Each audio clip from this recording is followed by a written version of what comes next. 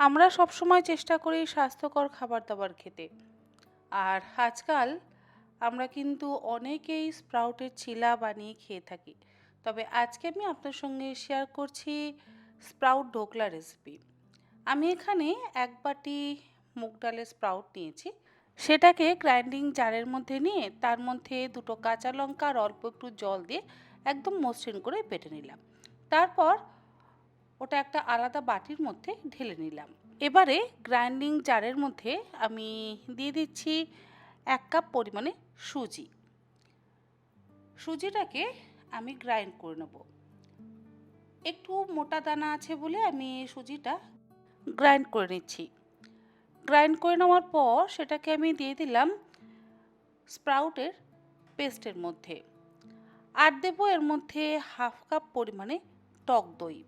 আর দইটা দিয়ে এবারে ভালো করে মিশিয়ে নেব।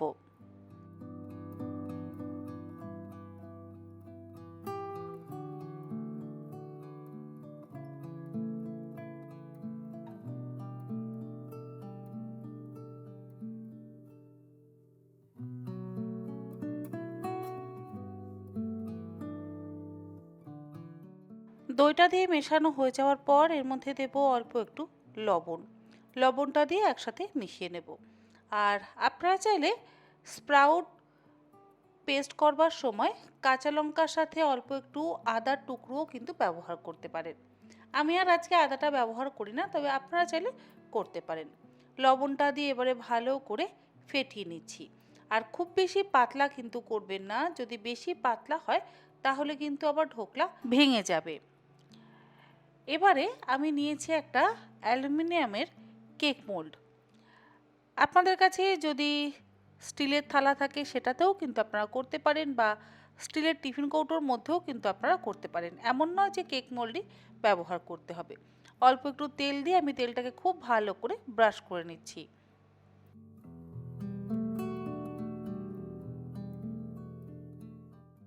পাত্রটা রেডি করে নেওয়ার পর এবারে আমি ঢোকলার ব্যাটারের মধ্যে দিয়ে দিলাম একটা ইনো। অল্প একটু জল দিয়ে দিলাম। জলটা দিয়ে এবারে ভালো করে মিশিয়ে নিলাম। ইনোর বদলে আপনারা চাইলে বেকিং পাউডার, বেকিং সোডারও ব্যবহার করতে পারেন। যদি বেকিং পাউডার আর বেকিং সোডার ব্যবহার করতে হয় তাহলে বেকিং পাউডার দেবেন ১ চা চামচ আর বেকিং সোডা দেবেন ১/২ চা চামচ। তবে আরেকটু যদি কম ব্যবহার করেন তাতেও কিন্তু কোনো সমস্যা নেই। বেকিং পাউডার আর বেকিং সোডার যদি গন্ধ হয়ে যায় বেশি, তাহলে কিন্তু খাওয়া যাবে না। ইনোটা ভালো করে মিশিয়ে নেওয়ার পর আমি কেক মোল্ডের মধ্যে ঢেলে নিলাম। তারপরে একটা অ্যালুমিনিয়াম ফয়েল দিয়ে আমি ভালো করে মুড়ে নিচ্ছি। এরপরে কড়াইয়ের মধ্যে দিয়ে দিলাম বেশ কিছুটা পরিমাণে জল। জলটা দিয়ে আমি পাত্রটা বসিয়ে হাই ফ্লেমে ১৫ মিনিট স্টিম করে নেব। তবে পাত্রটা বসিয়ে কিন্তু অবশ্যই কড়াইটাকে ঢেকে দিতে হবে। ১৫ মিনিট পর আমি গ্যাসের ফ্লেম বন্ধ করে দিলাম। আমাদের ঢোকলা কিন্তু স্টিম দিয়ে নেওয়া হয়ে গেছে। অপরদিকে একটা পাত্রের মধ্যে আমি নিয়ে নিলাম ১ টেবিল চামচ পরিমাণে সাদা তেল।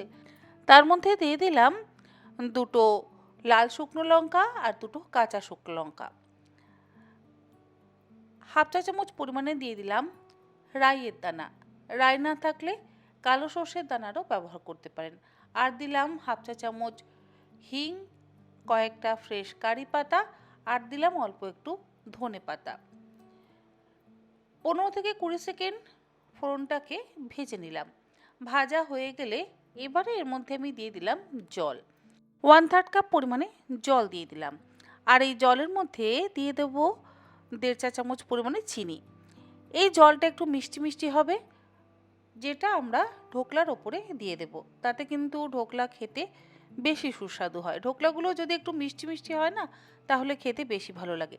তবে আপনারা যদি খুব একটা মিষ্টি খেতে না চান তাহলে চিনির পরিমাণটা আপনারা কমিয়ে নিতে পারেন। জলটা ফুটে গেলে আমি গ্যাসের ফ্লেমটাকে বন্ধ করে দিচ্ছি। এবারে আমি ঢোকলাটা আনমোল্ড করে নেব। ঢোকলা যতক্ষণ না ঠান্ডা হচ্ছে ততক্ষণ পর্যন্ত কিন্তু আনমোল্ড করবেন না। যদি গরম থাকে তাহলে কিন্তু ঢোকলা আনমোল্ড করবার সময় ফেটে যেতে পারে বা ভেঙে যেতে পারে। ঢোকলাটা সহজে যাতে আনমোল্ড করে নেওয়া যায়, সেই জন্য আমি সাইড থেকে ছুরি দিয়ে কাট লাগিয়ে নিচ্ছি। এবারে এর উপরে একটা থালা বসিয়ে আমি উল্টো করে আনমোল্ড করে নিচ্ছি। ঢোকলাটা কিন্তু সহজেই বেরিয়ে এলো।